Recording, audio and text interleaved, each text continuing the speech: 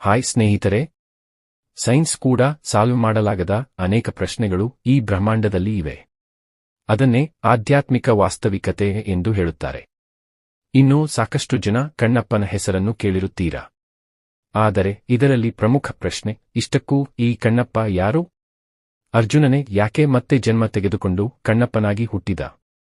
ಶ್ರೀಕಾಳಹಸ್ತಿಯಲ್ಲಿ ಪ್ರತ್ಯಕ್ಷವಾದ ಶಿವನಿಗೂ ಈ ಕಣ್ಣಪ್ಪನಿಗೂ ಏನು ಸಂಬಂಧ? ಬ್ರಿಟಿಷ್ ಸೇನೆಗೆ ಸೇರಿದ ಒಬ್ಬ ಅಧಿಕಾರಿ ಶ್ರೀಕಾಳಹಸ್ತಿ ದೇವಸ್ಥಾನದಲ್ಲಿ ಏನನ್ನು ನೋಡಿ ಶಾಕ್ ಆದನು? ಇವೆಲ್ಲದನ್ನು ಈ ವಿಡಿಯೋದಲ್ಲಿ ಹೇಳಲಿದ್ದೇನೆ. ಹೀಗಾಗಿ ಈ ವಿಡಿಯೋ ಮೂಲಕ ನೀವು ಒಂದು ಹೊಸ ವಿಷಯವನ್ನು ತಿಳಿಯಲಿದ್ದೀರಾ. ಆದ್ದರಿಂದ ವಿಡಿಯೋವನ್ನು ಕೊನೆಯವರೆಗೂ ನೋಡಿ. ವಿಡಿಯೋ ತುಂಬಾ ಇಂಟ್ರೆಸ್ಟಿಂಗ್ ಆಗಿರುತ್ತೆ. ಹೊಸಬ್ಬರು ಯಾರಾದ್ರೂ ನಮ್ಮ ಚಾನಲ್ ಅನ್ನು ನೋಡ್ತಿದ್ರೆ ನಮ್ಮ ಚಾನಲ್ ಅನ್ನು ಸಬ್ಸ್ಕ್ರೈಬ್ ಮಾಡಿ. ಇನ್ನು ವಿಡಿಯೋವನ್ನು ಶುರು ಮಾಡೋಣ. ಪೂರ್ವಕಾಲದಲ್ಲಿ ನಲ್ಲಮಲ್ಲ ಎಂಬ ಕಾಡಿನಲ್ಲಿ ಚೆಂಚು ಎಂಬ ಬೋಯಿ ಜನಾಂಗ ವಾಸಿಸುತ್ತಿತ್ತು. ಅವರು ಕಾಡಿನಲ್ಲಿ ಸಿಗುವ ಮಾಂಸವನ್ನು ತಿಂದು ಬದುಕುತ್ತಿದ್ದರು. ಈ ಜನಾಂಗದವರು ಕಾಡಿನಲ್ಲಿ ಬೇಟೆಯಾಡಿದ ಮಾಂಸವನ್ನು ಮಾತ್ರ ತಿನ್ನುತ್ತಿದ್ದರು. ಈ ಜನಾಂಗದ ದಂಪತಿಗಳಿಗೆ ಹುಟ್ಟಿದವನೇ ಒಬ್ಬ ಬಾಲಕ ತಿನ್ನಡು. ಈ ಜನಾಂಗದಲ್ಲಿ ಹುಟ್ಟಿದ ಬಾಲಕರು ತಮ್ಮ ಬಾಲ್ಯದಿಂದಲೇ ಬೇಟೆಗೆ ಹೋಗಿ ತಮ್ಮ ಕುಟುಂಬವನ್ನು ಪೋಷಿಸುತ್ತಿದ್ದರು. ಹೀಗೆ ಕಾಲ ಕಳೆದಂತೆ ಒಂದು ದಿನ ತಿನ್ನಡು ಬೇಟೆಗೆ ಹೋಗುತ್ತಾನೆ. ನಂತರ ತುಂಬಾ ಸುಸ್ತಾಗಿ ಒಂದು ಮರದ ಕೆಳಗೆ ಮಲಗಿದನು. ಆ ನಿದ್ರೆಯಲ್ಲಿ ಶಿವನು ಲಿಂಗದ ರೂಪದಲ್ಲಿ ಕನಸಿನಲ್ಲಿ ಕಾಣಿಸಿಕೊಂಡು ಅಲ್ಲಿಯೇ ಇರುವ ದೇವಸ್ಥಾನಕ್ಕೆ ಹೋಗು ಎನ್ನುತ್ತಾನೆ. ನಂತರ ತಿನ್ನಡು ಎದ್ದಾಗ ಅದು ಕನಸು ಅನ್ನಿಸುತ್ತೆ. ಹಾಗೆಯೇ ಬೇಟೆಯಾಡಲು ಮುಂದುವರಿಸುತ್ತಾನೆ. ಹೀಗೆ ಬೇಟೆಯಾಡುತ್ತಾ ಒಂದು ಪ್ರಾಣಿ ಕಾಣಿಸುತ್ತದೆ. ಅದನ್ನು ಬೇಟೆಯಾಡಲು ಮುಂದಾಗುತ್ತಾನೆ. ಹೀಗೆ ಬೇಟೆಯಾಡುತ್ತಾ ಒಂದು ಶಿವಲಿಂಗವನ್ನು ನೋಡುತ್ತಾನೆ. ತನ್ನ ಕನಸಿನಲ್ಲಿ ಬಂದ ಶಿವಲಿಂಗ ಇದೆಯೆಂದು ಆಶ್ಚರ್ಯಪಡುತ್ತಾನೆ. ನಂತರ ಆ ಶಿವಲಿಂಗವನ್ನು ಸ್ವಚ್ಛಗೊಳಿಸಿ ಶಿವನನ್ನು ಬೇಡುತ್ತಾನೆ.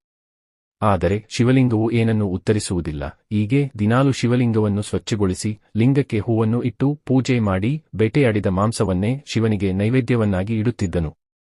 ಹೀಗೆ ಪ್ರತಿದಿನವೂ ಶಿವಲಿಂಗಕ್ಕೆ ಪೂಜೆ ಮಾಡಿ ಮಾಂಸವನ್ನು ನೈವೇದ್ಯವನ್ನಾಗಿ ಇಡುತ್ತಿದ್ದನು. ಒಂದು ದಿನ ಒಂದು ಹಂದಿಯನ್ನು ಬೇಟೆಯಾಡಿ ಅದನ್ನು ನೈವೇದ್ಯಕ್ಕೆ ಇಡಲು ತೆಗೆದುಕೊಂಡು ಬರುತ್ತಾನೆ. ಶಿವಲಿಂಗವನ್ನು ಸ್ವಚ್ಛಗೊಳಿಸುತ್ತಾನೆ. ಅಭಿಷೇಕಕ್ಕೆ ನೀರನ್ನು ತರಲು ಹೊರಡುತ್ತಾನೆ. ಆದರೆ ನೀರು ತರುವ ವೇಳೆ ಬೇರೆ ಪ್ರಾಣಿ ಹಂದಿಯನ್ನು ತಿನ್ನಬಹುದು ಎಂದು ಭಯಪಟ್ಟು ಆ ಭಾರವಾದ ಹಂದಿಯನ್ನು ಸಹ ತನ್ನ ಜೊತೆಯೇ ತೆಗೆದುಕೊಂಡು ಹೋಗುತ್ತಾನೆ. ಕೈಗಳು ಖಾಲಿ ಇಲ್ಲದ ಕಾರಣ ತನ್ನ ಬಾಯಿಯಲ್ಲಿಯೇ ನೀರನ್ನು ತುಂಬಿಕೊಂಡು ಶಿವಲಿಂಗದ ಮೇಲೆ ಸುರಿಯುತ್ತಾನೆ. ಇದನ್ನೆಲ್ಲ ಕೆಲ ದಿನಗಳಿಂದ ಗಮನಿಸುತ್ತಿದ್ದ ಅಲ್ಲಿದ್ದ ಶಿವಭಕ್ತನಾದ ಪೂಜಾರಿ ಶಿವಗೋಚಾರ ಇದನ್ನು ಸಹಿಸಲಾರನು. ಲಿಂಗದ ಮುಂದೆ ಮಾಂಸವನ್ನೆಲ್ಲ ನೋಡಿ ಆಕ್ರೋಶಗೊಂಡನು. ಆತನು ಶಿವನಿಗೆ ಕ್ಷಮೆಯನ್ನು ಕೋರಿ ತಲೆಯನ್ನು ಶಿವಲಿಂಗಕ್ಕೆ ಹೊಡೆದುಕೊಂಡು ಪ್ರಾಣ ಬಿಡಲು ನಿರ್ಧರಿಸುತ್ತಾನೆ.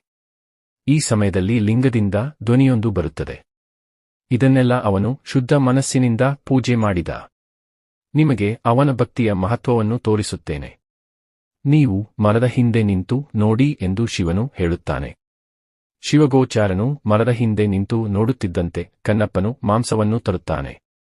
ಆಗ ಲಿಂಗದ ಒಂದು ಕಣ್ಣುಗಳಿಂದ ರಕ್ತ ಹರಿಯುತ್ತಿರುವುದನ್ನು ನೋಡುತ್ತಾನೆ. ಏನು ಮಾಡುವುದು ಎಂದು ತಿಳಿಯುವುದಿಲ್ಲ. ಅಲ್ಲೇ ಇದ್ದ ಕೆಲವು ಗಿಡದ ಎಲೆಗಳನ್ನು ಜಜ್ಜಿ ಒಂದು ಕಣ್ಣಿಗೆ ಇಡುತ್ತಾನೆ. ಆದರೆ ನಂತರ ಇನ್ನೊಂದು ಕಣ್ಣಿನಿಂದ ರಕ್ತ ಬರಲು ಶುರು ಆಗುತ್ತದೆ.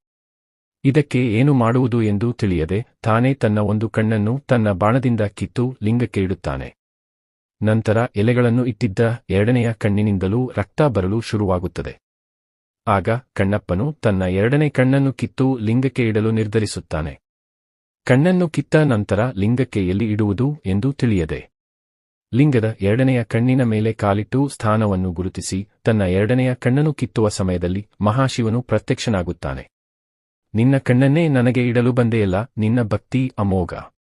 ಹೀಗಾಗಿ ನಿನ್ನ ಹೆಸರು ಕಣ್ಣಪ್ಪ ಎಂದು ಪ್ರಸಿದ್ಧಿಯಾಗಲಿ. ಪೂರ್ವಜನ್ಮದಲ್ಲಿ ಅರ್ಜುನನಾಗಿದ್ದ ನೀನು ಈ ಜನ್ಮದಲ್ಲಿ ನನ್ನಿಂದಲೇ ನಿನಗೆ ಮೋಕ್ಷ ಸಿಗುತ್ತದೆ.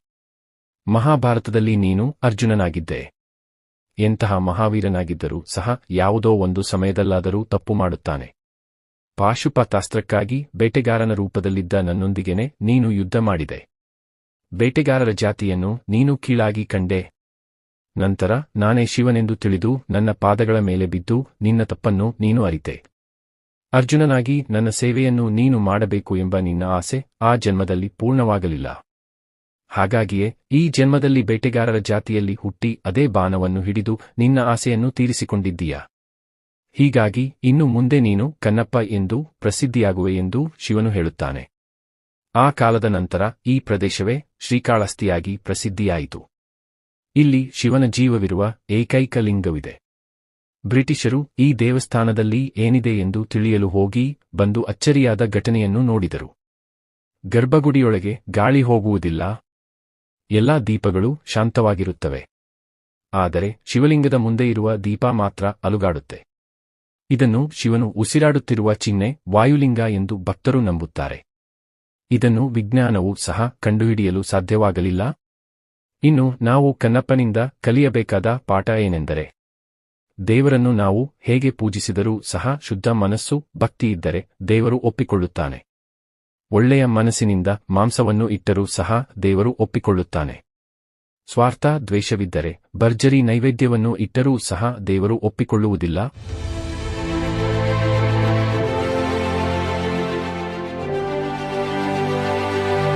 ಇದಾಗಿತ್ತು ಗೆಳೆಯರೆ ಇವತ್ತಿನ ವಿಡಿಯೋ. ಈ ಕಥೆಯನ್ನು 10 ಜನರಿಗೆ ಶೇರ್ ಮಾಡಿದ್ರೆ ನಿಮಗೂ ಒಳ್ಳೆಯದು ಆಗುತ್ತದೆ. ಹಾಗಾಗಿ ಫ್ರೆಂಡ್ಸ್ ಹಾಗೂ ಫ್ಯಾಮಿಲಿಗೆ ಈ ವಿಡಿಯೋವನ್ನು ಶೇರ್ ಮಾಡಿ. ಇಂತಹ ಇಂಟ್ರೆಸ್ಟಿಂಗ್ ವಿಷಯಗಳು ತಿಳಿಯಲು ಚಾನಲ್ ಅನ್ನು ಸಬ್ಸ್ಕ್ರೈಬ್ ಮಾಡಿ ಮತ್ತು ಬೆಲ್ ಐಕಾನ್ ಒತ್ತಿ. ವಿಡಿಯೋ ಅಪ್ಡೇಟ್ ನಿಮಗೆ ತಕ್ಷಣ ಬರುವಂತೆ ಇರುತ್ತೆ. ಕೊನೆಯವರೆಗೂ ವಿಡಿಯೋ ನೋಡಿದ್ದಕ್ಕಾಗಿ ಎಲ್ಲರಿಗೂ ಧನ್ಯವಾದಗಳು.